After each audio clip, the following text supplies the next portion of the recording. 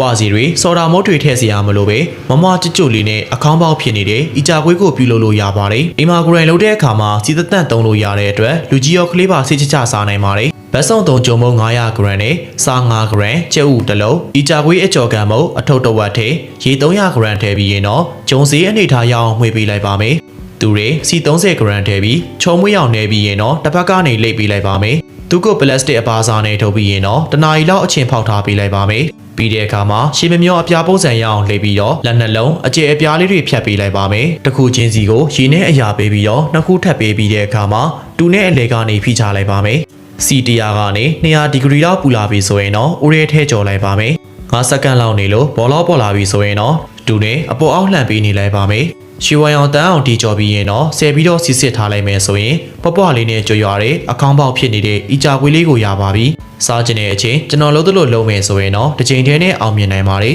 ဆိုင်တွေမှာတန်းစီဝယ်စားရတဲ့အထက်တရအသားမို့ကိုအိမ်မှာအလွယ်တကူလှုပ်ရှားလို့ရပြီးအပေါ်ရန်သားကြွကြွလေးနဲ့အတွင်သားကနူးညံ့အီဆက်ချူစီဖြစ်နေမှာဖြစ်ပါတယ်ဒီနေ့တော့ဂျုံနေတာကနေစားပြီးတော့အသေးစိတ်လုံနီကိုလူကြီးမင်းတို့ကိုဝေမျှပေးသွားပါမယ်ဘတ်ဆောင်3ဂျုံမုတ်300 gram နဲ့စား9 gram ထည့်ပြီးရင်တော့တူနဲ့တမအောင်မှွေပေးလိုက်ပါမယ်ပြီးတဲ့အခါမှာတော့ရင်နွေး210 gram ထည့်ပြီးဂျုံစည်းဖြစ်သွားအောင်လို့တူနဲ့မှွေပေးလိုက်ပါမယ်သူကိုတော့မုံညံဖြစ်အောင်နေပြီးရင်တော့ပလတ်စတစ်အပါးစားအုပ်ပြီးမိနစ်20နှက်ထားလိုက်ပါမယ်ကျက်သွန်မိန်နှုတ်စင်းနဲ့မဖိုးဆိုတာအနေငယ်ထည့်ပြီးရင်တော့စီဖြန်းပေးပြီးရင်တမအောင်မှွေပေးပြီးတော့အတင်သုံးဖို့ဖယ်ထားလိုက်ပါမယ်ဝတ်သားနှုတ်စင်းနဲ့ဘဲငက်ပြားရဲ့အခြေတစွန်ဘဲငက်ပြားရဲ့နောက်စွန်တစ်ဝက်မဆလာအနေငယ်စား3 gram ပိုင်ကြီးမြေအမှုတ်ထဲပါတူနဲ့လာရတစ်ပတ်တည်းထားပြီးတော့မှွေပေးလိုက်ပါမယ်နန်းစီအနေငယ်ဆန်းပြီးရင်တော့ကျက်သွန်မိန်နှုတ်စင်းဖြူပြီးတဲ့အခါနောက်ဆုံးအနေနဲ့ရနက်မှွေသွားအောင်လို့စီပူပူလောင်းထည့်ပြီးတမအောင်မှွေပေးလိုက်ပါမယ်ဒီလိုလုပ်ထားတဲ့အစာသွင်းမဲ့အသားကအရန်ကိုမှွေပါတယ်အချင်းဖောက်ထားပြီးသားမုံညက်ကိုအပိုင်းလေးတွေပိုင်းပြီးတဲ့အခါမှာ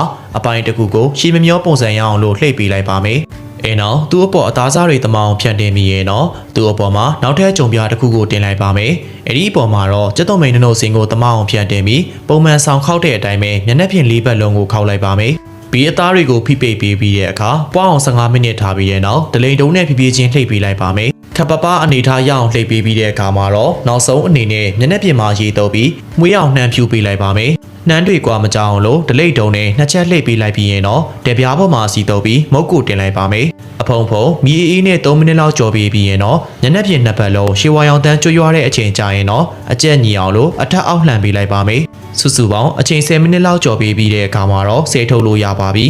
ဒါနဲ့အပိုင်းလေးတွေပိုင်းပေးလိုက်ရင်တော့အပေါ်ကုံကျွတ်ကျွတ်လေးနဲ့အသားများတဲ့အပြင်အထက်ထက်ဖြစ်နေပြီးတော့ကျက်သွန်မေရနံမှွေးပြဲနေတဲ့အထက်တရအသားမို့ကိုရပါပြီအရန်စားလို့ကောင်းတာဖြစ်တဲ့အတွက်လူကြီးမင်းတို့လည်းလိုက်လို့ကြည့်လိုက်တော့နော်ကျဲဥတွေကိုဘီယာအနေငယ်ရောထည့်လိုက်ရုံနဲ့အရန်စားလို့ကောင်းတဲ့အစားအစာကိုပြုလုပ်နိုင်ပါတယ်ဒီနေ့ကျွန်တော်အသေးစိတ်လုံနီကိုလူကြီးမင်းတို့ကိုဝေမျှပေးသွားမှာဖြစ်တဲ့အတွက် save ထားဖို့မမေ့ပါနဲ့နော်ပကံလုံးနဲ့ကျဲဥ6လုံးဖောက်ထည့်ပြီးတဲ့အခါမှာဘီယာ150 gram ထည့်ပြီးအားလုံးကိုတမအောင်လို့မှွေပေးလိုက်ပါမယ်ဂျုံမုံ299 gram နဲ့ခုနကမှွေထားတဲ့ကျဲဥရည်တွေလောင်းထည့်လိုက်ပါမယ်ဘီယာထဲမှာကတဆေးပါပြီးသားဖြစ်တဲ့အတွက်တဆေးမထည့်လဲပွားစီတဲ့အကျိုးရလဒ်ရစေပါတယ်ဗီဒီယိုထဲမှာပြထားတဲ့အနေအထားမျိုးရအောင်မှွေပေးပြီးရင်တော့ရပါပြီခင်ဗျာသူကိုပလတ်စတစ်အပါးစားနဲ့အုပ်ပြီးတော့နိုင်ဝက်လောက်အချင်းဖောက်ပေးထားလိုက်ပါမယ်အချင်းဖောက်ထားတော့မှကျက်သွန်မိန်နှုတ်စင်းနဲ့မုံလာဦးနီနှုတ်စင်းကိုလှီးပေးထားလိုက်ပါမယ်လှီးပြီးတဲ့နောက်မှာတော့အချင်းဖောက်ထားတဲ့မုံနှစ်ထဲထည့်ပြီးတော့လာရတစ်ဖက်ထဲထားမှွေပေးလိုက်ပါမယ်စီအနေငယ်ပူလာပြီဆိုရင်တော့ဇွန်းကိုစီအိုရဲထည့်ပြီးတော့မှွေလိုက်ပါမယ်အဲ့လိုဆိုရင်တော့ဇွန်းမှမကတ်တော့ပါဘူးစီအိုရဲထည့်ပြီးစက္ကန့်20လောက်ကြော်ပေးပြီးရင်တော့သူ့လိုလိုကွာကျသွားပါလိမ့်မယ်ကြော်နေရင်းနဲ့အထက်ထက်ခါခါလှန်ပေးဖို့တော့လိုပါမယ်နောက်ဆုံးအနေနဲ့သူ့ကိုရှေဝိုင်အောင်တန်းအောင်ကြော်ပေးပြီးရင်တော့ဦးချလို့ရပါပြီကျဲဦးကိုကျွန်တော်ကြော်သလိုကြော်စားရင်တော့တကယ်ကိုမှအရန်စားလို့ကောင်းလို့လူကြီးမင်းတို့လည်းအိမ်မှာလိုက်လို့စားကြည့်လိုက်တော့နော်ကျွန်တော်ဒီနေ့တော့ကလေးတွေအရန်ကြိုက်ကြတဲ့ပန်ကိတ်မုတ်လုံနီလေးပြောပြပေးသွားပါမယ်ခင်ဗျာလုံနီကအရန်ရိုးရှင်းပြီးတော့စက္ကန့်ပိုင်းလောက်ကြည်ုံနေတင်လှုပ်တက်သွားနိုင်ပါတယ်ပကံလုံးနဲ့ပြောင်းကြုံမုံ2ပကံရိုးကြုံမုံ1ပကံစားတစုံနဲ့ရေထည့်လိုက်ပါမယ်ဂျုံမုံနဲ့ရေကစားတူဖြစ်ရပါမယ်အိမ်မှာရှိတဲ့ဂျုံချမ်းကိုသုံးမယ်ဆိုရင်တော့စော်ဒါမုံနည်းနည်းထည့်ပေးရပါမယ်ချောမွေတဲ့မုံနဲ့ရအောင်မှွေပေးပြီးရင်တော့ဖတ်ထုတ်ရွက်ကိုဓာတ်နဲ့တစ်ချက်မှုန်ပြီးတော့စီပူရင်တော့ထည့်ကြော်လိုက်ပါမယ်တစ်ဖက်ကရွှေဝိုင်အောင်တန်းလာပြီဆိုရင်တော့နောက်တစ်ဖက်လှန်ပြီးတော့ရွှေဝိုင်အောင်တန်းကြွရအောင်လို့ကြော်ပေးပြီးရင်တော့ဆဲထုတ်လို့ရပါပြီ။တဲ့ပြားကိုအပူပေးပြီးရင်စီတုပ်ပြီးမုံနဲ့တစုံထည့်လိုက်ပါမယ်။တမအောင်လှုပ်ပေးပြီးရင်တော့မုံနဲ့ချက်ပြီးဆိုကျဲဥတစ်လုံးဖောက်ထည့်ပေးလိုက်ပါမယ်။ဇွန်းနဲ့ညီသွားအောင်ဖြန့်ပေးပြီးရင်တော့နှမ်းမဲဖြူပေးလိုက်ပြီးဘေးနာသားတွေတွန်းလာပြီဆိုရင်တော့နောက်တစ်ဖက်လှန်လို့ရပါပြီ။ သူကိုစောတုပ်ပေးပြီးကျက်တုံမိန်နှုတ်စင်အရွက်ချင်းဟော်တော့အကျွတ်ကျော်ဆက်လက်ရွက်ထည့်ပြီးရင်တော့လက်နဲ့လှိပ်ပေးလိုက်မယ်ဆိုရင်တော့ပန်ကိတ်အလိတ်လေးကိုရပါပြီအပေါ်ကုန်းသားအီလေးနဲ့အတွင်းထဲကကျွတ်ရွနေတာဖြစ်တဲ့အတွက်အပြင်ကဝယ်တာထက်တောင်မှပိုပြီးတော့စားလို့ကောင်းပါတယ်ဒါဆိုလူကြီးမင်းတို့လည်းအမြန်လိုက်လို့စားကြည့်လိုက်တော့နော်ပြောင်းမှုမုတ်ကိုရင်နွေးတဲ့လောင်းထည့်ပြီးတဲ့အခါမှာမှွေလိုက်ယုံနဲ့အရန်စားလို့ကောင်းတဲ့အစားအစာဖြစ်သွားနိုင်ပါတယ်။အရသာရှိတဲ့အတွက်နေတိုင်းစားခြင်းစိတ်ဖြစ်စေတဲ့အပြင်လုံနီးကရိုရှင်လွန်တဲ့အတွက်လက်ပါတယ်ဆိုရင်ကိုယ်တိုင်လုံးတက်လောက်ပါတယ်။အိုးထဲရေ300 g ထည့်ပြီးရေစူလာတဲ့အခါပြောင်းမှုမုတ်200 g ထည့်ပေးလိုက်ပါမယ်။ပြောင်းမှုမုတ်တွေကိုတီချာပေါက်ကြအောင်ကြိုပေးရပါမယ်။အဲ့လိုမှသာစားတဲ့အခါကတ်စစ်စစ်မဖြစ်ဘဲနဲ့အရသာကနူးညံ့မှာဖြစ်ပါတယ်။ကြက်အောင်ရင်နွေးဖြောပြီးတဲ့နောက်မှာတော့ပကံနဲ့ဆယ်ပြီးတော့အေးခံထားလိုက်ပါမယ်။သူတွေကိုဗတ်ဆောင်3ကျုံမုံ200 g ကျဲဥနှလုံးပွားစီ5 g ထပ်ထည့်ပြီးတော့တမအောင်ဝေပေးလိုက်ပါမယ်။ချော်မွေးတဲ့မုံညက်ရအောင်နေပြီးရင်တော့ပလတ်စတစ်အပါစာအုပ်ပြီးတော့နှစ်စားပွားလောင်အချင်းဖောက်ထားလိုက်ပါမယ်။အချင်းဖောက်ထားတော့မှပကံလုံးနဲ့ကျုံမုံတစုံကော်မုံတစုံရေ100 g ထည့်ပြီးတမအောင်ဝေလိုက်တဲ့အခါမှာကော်ရီကိုရပါပြီ။အချင်းဖောက်ထားပြီးသားမုံညက်ကိုလေထွက်အောင်နေပြီးလိုက်ပြီးရင်တော့အမြောင်ရှိရှိဖြစ်အောင်လို့ပုံသွင်းလိုက်ပါမယ်။သူကိုအပိုင်းလေးတွေပိုင်ပြီးရင်တော့အလုံးလေးတွေလုံးပြီးတော့အလဲကဖောင်ပြီးအနားနှစ်ဖက်ကတီးတွေ့တဲ့ပုံစံပြအောင်လို့လှိပ်ပေးလိုက်ပါမယ်။အားလုံးပြီးအောင်လုပ်ပြီးတဲ့အခါမှာတော့ပလတ်စတစ်အပါစာအုပ်ပြီးဒုတိယအကြိမ်အချင်းထပ်ဖောက်လိုက်ပါမယ်။တယ်ပြားကိုစီးတုပ်ပြီးတဲ့အခါမှာတော့လှုပ်ထားတဲ့မုတ်သားတွေကိုထည့်ပြီးအခြေဘက်ကျက်သွားအောင်လို့အဖုံဖုံကြော်ပြီးတဲ့နောက်ကြိုပြင်ဆင်ထားတဲ့ကော်ရီကိုဆမ်းပြီးတော့ရေခမ်းသွားအောင်လို့အဖုံဖုံတည်ထားပေးလိုက်ပါမယ်။10မိနစ်ကျော်နီးပါးလောက်တည်ထားပြီးတဲ့နောက်မှာအခြေဘက်ရွှေဝါရောင်တန်းလာပြီဆိုရင်တော့ဦးချလို့ရပါပြီ။အပေါ်ရန်သားကြွလေးနဲ့အတွင်းသားအီးဆက်ပြီးတော့အရသာနူးညံ့လို့တကယ်ကိုမှအရန်စားလို့ကောင်းပါတယ်။ဒါဆိုရင်လူကြီးမင်းတို့လေးလိုက်လို့စားကြည့်လိုက်ပါနော်။အချိုတက်မပါဘဲနဲ့ကယ်လိုရီနဲ့တဲ့အသီးရွက်လုံးပေါင်းကအာဟာရပြည့်ဝပြီးအရသာရှိတဲ့အတွက်ကျွန်တော်တို့တမိသားစုလုံးကကြိုက်ကြပါတယ်။လုံဒီကလည်းရိုးရှင်းပြီးတော့မိနစ်ပိုင်းအတွင်းချက်လို့ရပါတယ်။ဟင်းနူးနယ်ရက်ကိုရင်နွေးဖြောပြီးတဲ့အခါမှာတော့နှုတ်ဆင်းပြီးတော့ပကံထဲထည့်ထားလိုက်ပါမယ်။သူတွေကိုမုံလာဦးနီကျွတ်နရက်မို့ရှီတာကီမို့ကျဲဦးငွေကျော်အရသာရှိပြီးတော့ဝိမတက်စေတဲ့ပြောင်းမှုမှုန့်နှစ်စုံအရသာအတွက်စားနေငယ်ငရုတ်ကောင်းမှုအသင်းတင်ရှိမယ်ဆိုရင်တော့နှမ်းစီအနေငယ်ထည့်ပြီးတော့တမအောင်ဝေပေးထားလိုက်ပါမယ်။အဲနောက်မှာတော့ကျွန်တော်လုံးတလို့အလုံးလေးလုံးပြီးတော့ပြောင်းမှုမှုန့်တစ်ထပ်ကပ်ပေးလိုက်ပါမယ်။ပြီးတဲ့အခါမှာတော့တေချာကတ်သွားအောင်လို့နောက်တစ်ချိန်ထပ်ဖိပေးလိုက်ရင်တော့ရပါပြီ